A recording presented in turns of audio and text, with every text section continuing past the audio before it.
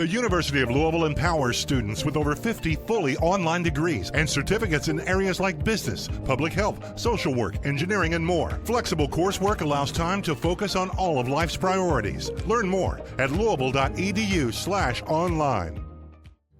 Before we start the show, would you please help us shape the topics we address in an upcoming special Topcast Live event at the 2024 OLC Accelerate Conference as part of OLC's 30th anniversary? If you haven't already, would you please respond to the following short URL and share it with colleagues? That URL using the Dub shortening service is dub.sh/Topcast2024. dub.sh/Topcast2024, all lowercase, no spaces. Please take a moment right now and respond to the topic poll. It would help us a lot. Thanks. Here's the show.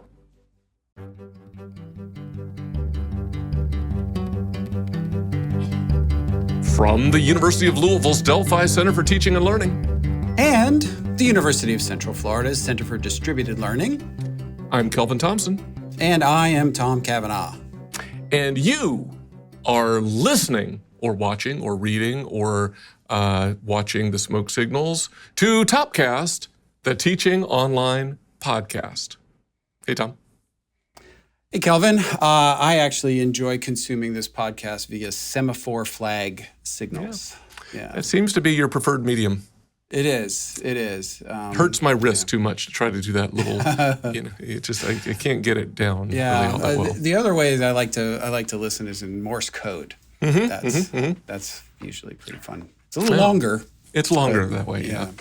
And hurts your ears after a while. That's right. Yeah. What is this foolishness that people have tuned into, Tom? Tell us what this is. You actually could do this podcast in both of those if you really, really wanted to, but I don't recommend it. Yeah. So what is this, Kelvin? This is, as you know, and maybe our steady, longtime listeners know, is a collegial coffee conversation between compatible colleagues. So we'll be conversational today, hopefully, and at least one of us will have coffee. I have an unidentified clear liquid. Vodka? I'm not identifying it, but... oh, I see. Okay. Yeah. Yeah, we used to have a colleague in common that I tried to start a rumor that big water bottle wasn't water. Yeah. Some people believe me, I'm pretty sure. Yeah, well, there are places where that happens. I did a job just before I was in higher ed, and I was doing a contract, I won't say for what government agency, and there were some longtime people there, civil servants, and I was told, that ain't just coffee in his coffee. Yeah. Well, it is just coffee in mine, but it's not just any coffee. You want to know what's in my cup, Tom? I do want to know what's in your coffee, Kelvin.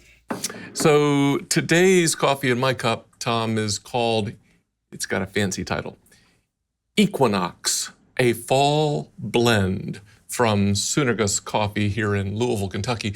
One of the things I appreciate about this roaster is they have these, it took me a while to recognize this. I thought they were just, diversifying their labeling, but if you look at their shelving, there's like 3 different colored labels. And so they have color-coded coffees. Some roasters, as you may know, just kind of give you all the same stuff all the time. Other roasters just kind of keep changing it up. Whatever single origin they get in, they just roast that. But Soonigus has these distinct categories of coffee. They have what they call foundational, I think is the term, coffees that they have all the time, some single origins and some blends.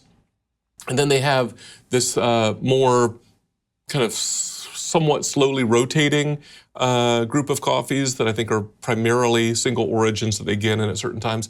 And then, like the thing I'm drinking today, they get these short-term specialty seasonal coffees. So Equinox, a fall blend. And so I appreciate they don't view all coffee enthusiasts as all one group. They recognize the diverse audience. They offer something that caters kind of across the spectrum. And I was just kind of in the mood for something kind of unique and special, and I'm only going to get it this once. And I thought, well, that's kind of cool. So it's really tasty. Could you find a connection either in your water bottle or in my cup to today's topic? All right, I think maybe. So you kind of talked about foundational, dare I say, institutional kind of coffee. And then you have these others that are maybe a little more bespoke and not institutional, that are more unique and individual. And maybe that's kind of where we're going. We've got a conversation we're going to have around the institutional versus the individual a little bit. Yeah, and, you know, knowing your audience and not just being kind of monolithic and homogeneous, but little recognizing kind of diversity. I think all that, all that in there. So you want to tell us what we're talking about today? Sure. So it may be true that you can't go wrong in our digital education work if we stay focused on learner needs. I always say the student is our North Star. This is true in the work of every single instructor and every individual instructional designer. However, none of us should seek to, quote unquote, reinvent the wheel or reinvent digital learning with each and every course. As a field, we've learned a few things over the past 30 or so years, and many of our institutions have guidelines to help ensure quality, a culture of quality, and everything associated with it. Yeah, no, that's excellent. So as you hinted, in this episode, we're going to try to tackle student-centered digital learning in a way that we might say balances institutional responsibility and faculty agency. Centers on students, but balances the institutional responsibility and the faculty agency. And I guess as a North Star for this episode, our focal question will be, what do today's online or digital learners need? Yeah, what do they need? That's a good question. Yeah, and I'm sure it varies. So we're drawing inspiration once again from the book you edited, the Sage Handbook of Online Higher Education, specifically a chapter called Online Learners' Needs, Characteristics, and Rights by Darren Thomas and Robert Osaibansu. Hope, Robert, I'm pronouncing that right, which is actually chapter 5 in the Sage Handbook. And so we'll include a link to that in the show notes and everything. But I mean, there's so much goodness packed into that giant thick tome that we thought we would dive back in and pull some inspiration to have this conversation today. And we might mention a few other sources as well. And if we do, we'll throw those in the show notes. Also, I'm kind of thinking, Tom, you know, one of the things that I just really can't remember where I read or heard this. I want to say it was like maybe in the context of a conference, and somebody said this, and it stuck with me. We should design for and teach the students we actually have rather than the students we think we have. Yeah, that's actually interesting. And, you know, I know it's something you deal with there, and it's definitely something we deal with here, where you have these different student populations kind of sitting side by side in the same online section. And, you know, my philosophy has kind of always been that the course quality should be agnostic to the student type like that. It should be high quality, it should be engaging, it should have good pedagogy, good assessment. It should have all the ingredients of a high quality online course. But the wraparound services need to be customized for the student that you're dealing with. So it's very different to have an 18-year-old high school graduate just recently living in the dorm, taking some face-to-face and some online classes in an online class, you know, while they're on campus, versus the 35-year-old single mom who works nights and has kids and schedules, and maybe is also taking care of an aging parent in the same section. That student needs very different sorts of things than the other student does. And maybe it does, maybe I'm going to talk out of both sides of my mouth, because maybe it does filter down into design in many ways. Like just take synchronicity versus asynchronicity. A synchronous requirement in a course could just be the thing that prevents that single mom from ever taking that class. She just might not be able to do it. But the more traditional age student probably has a lot more flexibility to do something like that. No, I think that's exactly right. And Thomas and Osei do, informed by recent times and literature and practice, they do outline some, more general principles about learner needs and rights, and it's thoughtful. But maybe before outlining those, I can't help but plug, in light of your comments, Tom, this book that I'm reading with a group of faculty right now this term, written by George Veletsianos.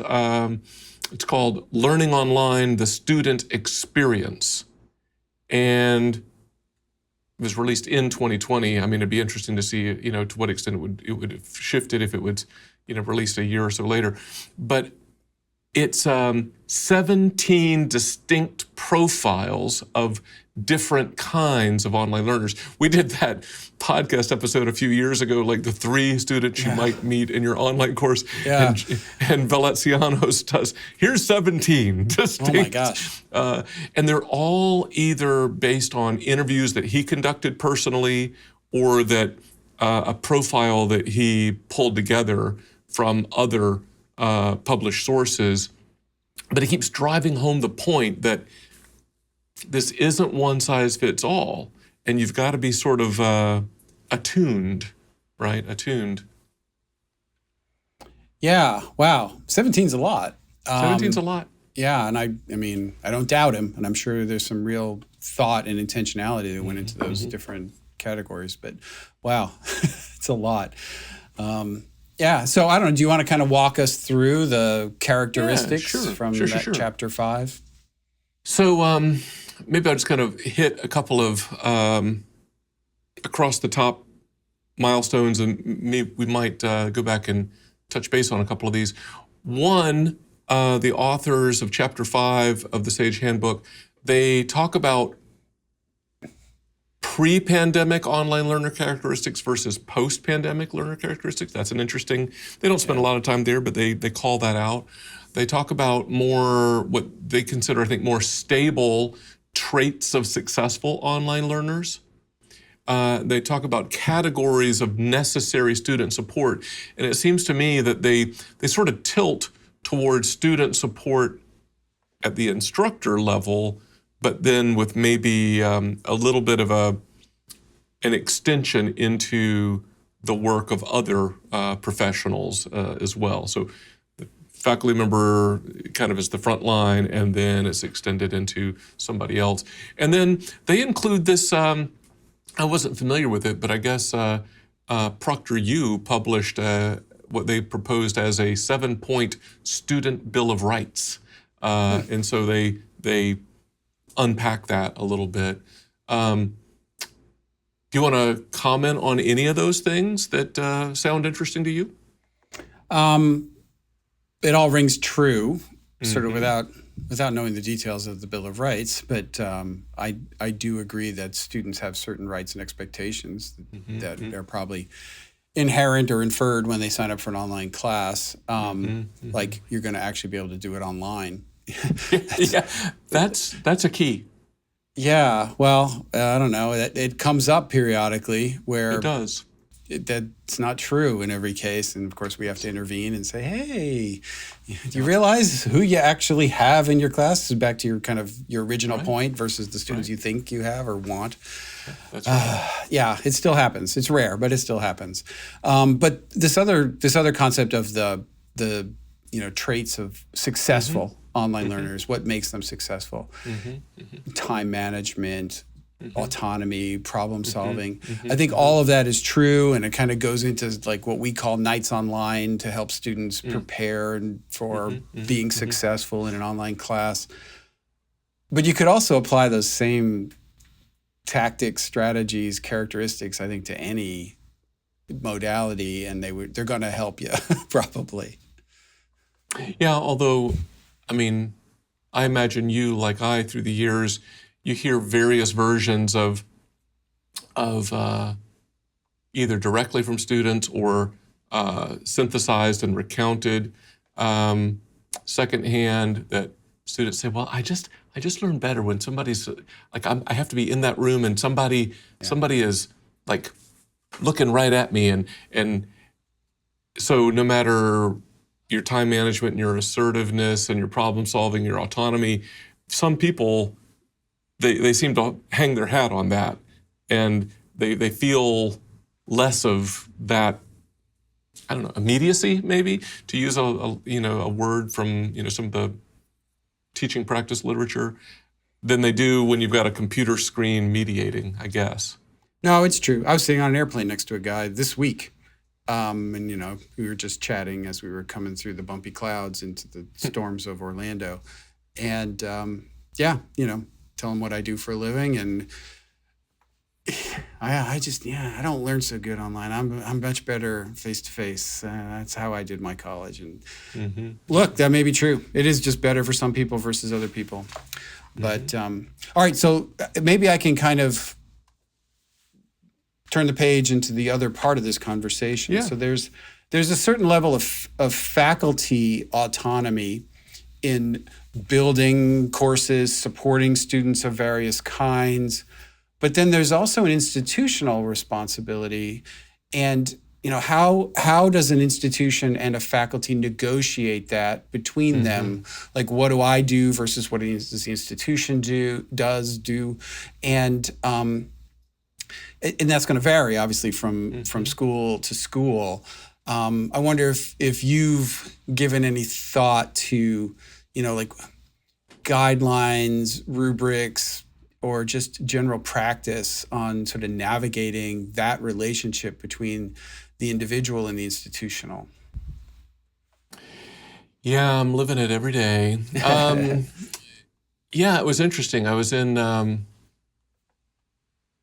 meeting recently where some faculty leaders, it was clear to me that they really, at least the folks that I was speaking with at that time, you could tell, based on what was said, they really felt the weight of responsibility solely on their own shoulders, which was fascinating because we had in view support resources that were available, right? But and whether that's preparation, practices, professionals that you can turn to, like instructional designers and media producers, they still felt that.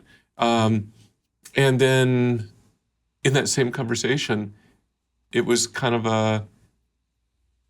a privileging of discipline-based online teaching preparation over anything that we might centrally offer as an institution based on codified decades of research and practice, right? Like, yeah, don't bother me with that. I mean, I'm going to go to my source over here and learn how to teach biomolecular nuclear physics or something, So yes, that was just, recently.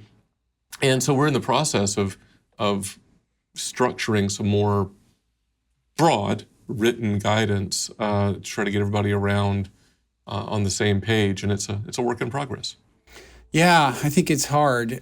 So if I could be reductive and just throw out something that you're going to be able to find a lot of exceptions to, but I think maybe in general, something that is provided to and expected of all faculty feels more like an institutional responsibility. The LMS, tech support, even accreditation support, whatever it is.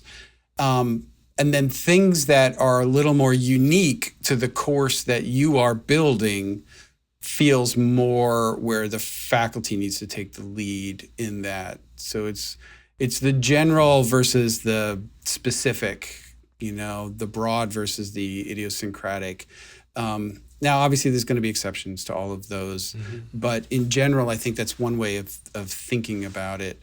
I'll give one anecdote. It drives me crazy when I see on Facebook faculty who I'm friends with on Facebook complaining about the LMS, or like, hey, is your grade book not working right now, or something like that? And I'm like, why are you on Facebook asking that question? Because we've got a whole team of people staffed here that can, on chat or email or phone or what, like, help you answer whatever problem you have. But they'll go on Facebook, and then sometimes I'll even get tagged, like, hey, Thomas Kavanaugh, what's going on with web courses? I'm like, wow. Okay. Yeah. And I always respond like, hey, it's great you all are kind of helping each other out here, but if you spend 15 minutes and you haven't solved your problem yet, call us. That's why we're here. We want to help you. It's an institutional service that we provide to you, is the maintenance, running, and support of the LMS infrastructure. And you shouldn't be, as an individual faculty member, trying to figure that out.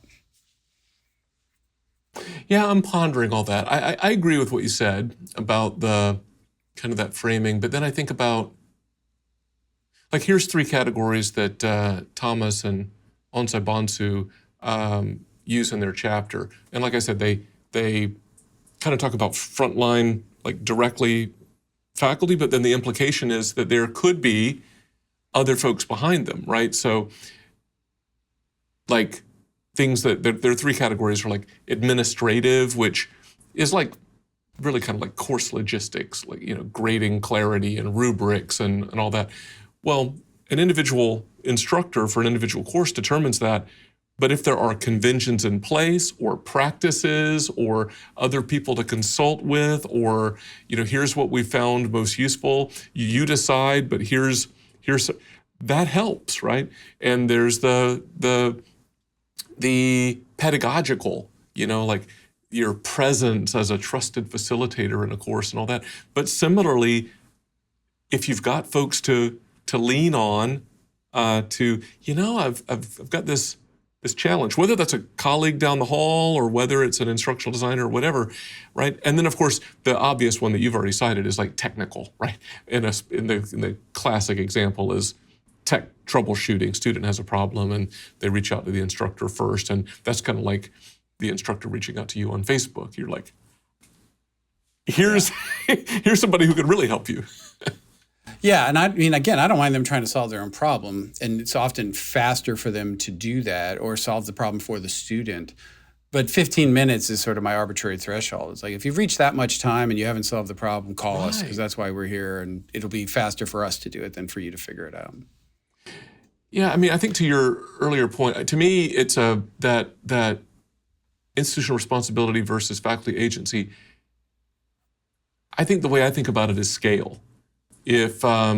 Which is maybe just a different angle on what you said. Like, there are things that might be in the purview of an individual instructor, an individual course, but then if you're going to carry that out to scale, then I think we start transitioning into institutional responsibility. So like, we can say things like clear communication of expectations to students.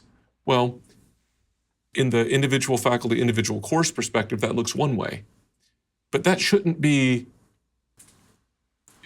in opposition to or out of alignment with what we do institution-wide, right? There should be things that are conventions in the schedule of classes, and there should be common understanding of like modality labels, definitions, those kind of things. Yeah, that makes sense. I agree. I think that is consistent. I think we're sort of saying the same thing in different ways. Mm-hmm. Yeah. Mm-hmm. Yeah, but overall, I think the institution and the faculty member have a shared common interest in having high quality online courses for students that are well designed, that and those students are properly supported, and they each kind of play a slightly different role in that mission. Yeah. No, I think that's right. It's kind of maybe a division of labor thing. And I like your little, kind of your little heuristic there of, if you've spent 15 minutes on this yourself, you ought to be phoning a friend asking for help, which isn't like pinging Tom on Facebook. I mean, actually go to the dedicated professionals who focus on this, right? And they could add your problem to whatever else is coming in. They're like, oh, we've got 5 of these things now. It must be a thing, right? Right. It's a known thing. So that's a part of it, I think. But it's structures and the way we do things to assure quality at scale. I think it's sort of us all being pointed in the same direction. That's what we want. It's not like oppositional, like faculty and institutional, like arm wrestling. You want to be pointed in the same direction. Yeah, and it's actually kind of a point I wanted to make too, which is I think related to that. It's that I think that the institution has to explicitly respect the faculty. Mm-hmm. I think that you got to find the balance of guidance and support so that it doesn't, cross over into mistrust and overbearing, right? Because you can kind of overdo it with guidelines and guidance and requirements and stuff. You can also be too lax, which probably is a disservice to the students if there's too much, variability and lack of consistency and all of that. So you have to find that sweet spot in the middle. And I think it's on the institution's part, it is also recognizing and respecting the faculty's role, their expertise, and giving them what they need to be successful, as opposed to saying, a lot of thou shalts. Yeah, I think that's right. And I suppose conversely then, it's individual instructors understanding that there are going to be some conventions, right? Like, we're going to have X number of modalities and they're going to have certain bounds between them, as opposed to, I want to make it a very exotic combination of digital experiences and asynchronous and synchronous meetings. And you're like, how in the world are you going to communicate that and support that? Yeah, well, I remember back when we had a former LMS that no longer exists as a company. And there was a lot of flexibility, and the faculty could create the most atrocious, from an aesthetic standpoint, courses. They might have been well designed, I don't remember. I just remember the orange text on red background kind of stuff that was going on. It was terrible for accessibility. I mean, we could have stopped it just for that purpose. And I think we did intervene periodically. But just seeing that, faculty doing it because they could, and they were exercising their creativity in a way that was not in the best interest of students. Having an LMS that actually doesn't permit that level of, just open freedom is actually a good thing in some ways, Yeah. So, there is a balance, but it's a partnership balance between institutional responsibility and faculty agency, and a respectful partnership at that. And it kind of goes both ways.